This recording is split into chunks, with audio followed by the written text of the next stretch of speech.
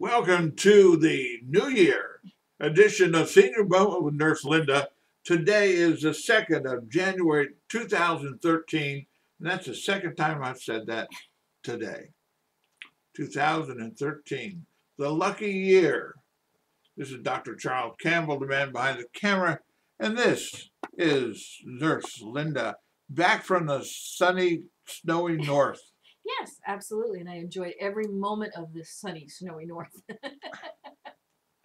And you said you were looking around saying, something's wrong. Oh, I'm not holding a baby. Yes, yes. The whole week we were there, had the twin grandbabies that we were helping to take care of, and it was wonderful. They were cute kids. Yes.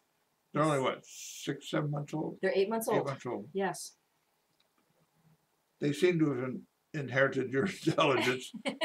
I mean, they're not talking to me yet, but they're paying attention. Now, this is a new year, and every year people make New Year's resolutions. Yes. My resolution is not to make any resolutions. I agree with you. You know, I hate failure. I don't deal with failure well, so I just don't make a resolution. It works. but where did that come about? Do you know? The resolutions, it goes back to people seeing the new year as a new start and trying to begin again and trying to get things right.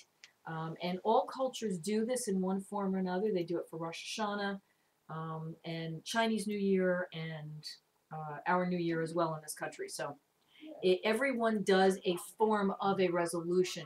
They make a promise, they make a commitment, whether it be to their family, to their religion, to their job. The most common problem, though, is people don't make resolutions that they can realistically keep. So we're going to talk about some of the more common resolutions that people make, and then maybe how you can make one that works for you. I found in a wallet that I was changing out a little plastic card about half the size of a business card. On one side, it had a picture of an airplane, 2 airplanes in a row. One's a single engine, one's a twin. On the other side, it said my resolution. One was to lose 30 pounds, write a book by May, and buy a new twin engine airplane. They were dated 1989. Did you complete any of those things? No. See? But I laminated it. I put it. Had it with me. I opened every time I opened the wallet. There it was. And that's actually one of the suggestions they make is make your resolution permanent in your possession. So we're going to discuss that a little One of them was to write a book. bit. Okay. I wrote the book. I finished it in 1999. Okay. But I put it all together, and then computer stuff changed, so I have to update that. So my book is probably 20 years old, or 12 years old, 14 years old, and I've yet to upgrade that chapter.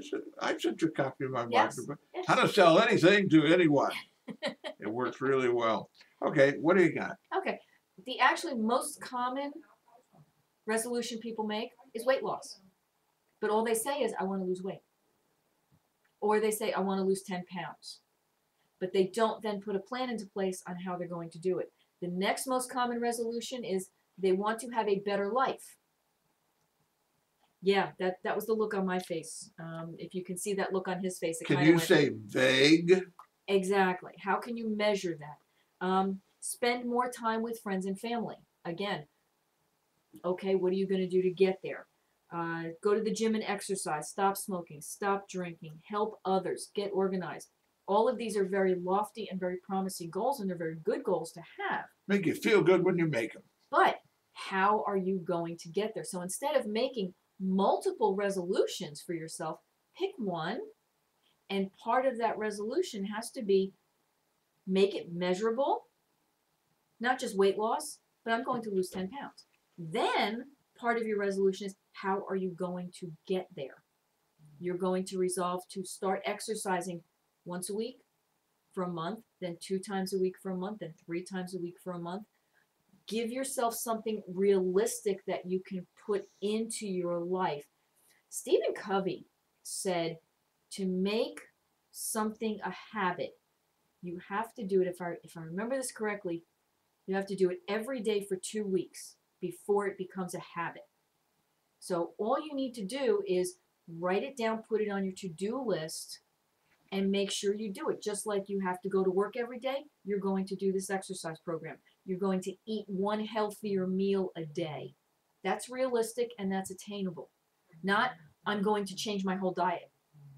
Nobody does that. You can't do that. It's very difficult to do. The only way I change my diet is if Ryan's has something new on the menu. Stop smoking. Okay, very few people can stop smoking all at once. The same thing with stop drinking.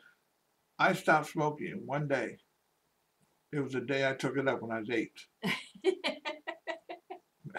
Got so sick I couldn't see straight. Yes. Haven't smoked since. No, and with most people who smoke, the big suggestion, if you go to the American Lung Cancer Society, American Cancer Society, they will give you suggestions on how to stop this. And you can get your doctor to do patches, and you can do the smokeless cigarettes and all those kind of things. What I found is beneficial for a lot of people is every time you want a cigarette, look at your watch, you have to wait 5 minutes. Oh, I thought you were going to say have a Twinkie. No. We don't want to take one oral fixation and mix it with another. Okay. So you want to wait 5 minutes. And you want to do that for 2 weeks. That's realistic. You can wait 5 minutes for every time you want a cigarette. Then the next week, you're going to wait 10 minutes.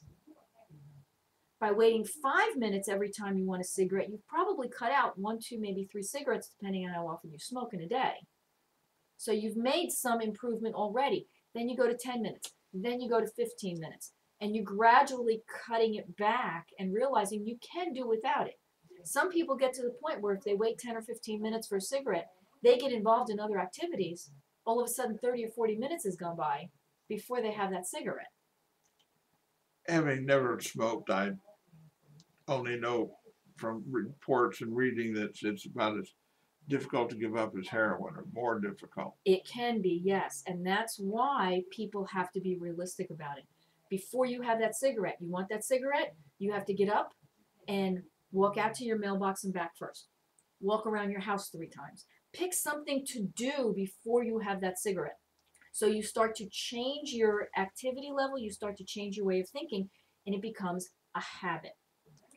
Don't move to Washington State and give up smoking cigarettes. Because cigarettes hurt you and weed won't. That's stupid.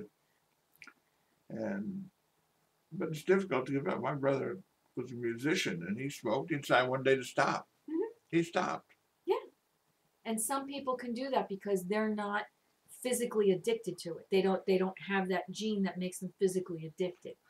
They might be psychologically addicted. Psychologically, you can get rid of anything.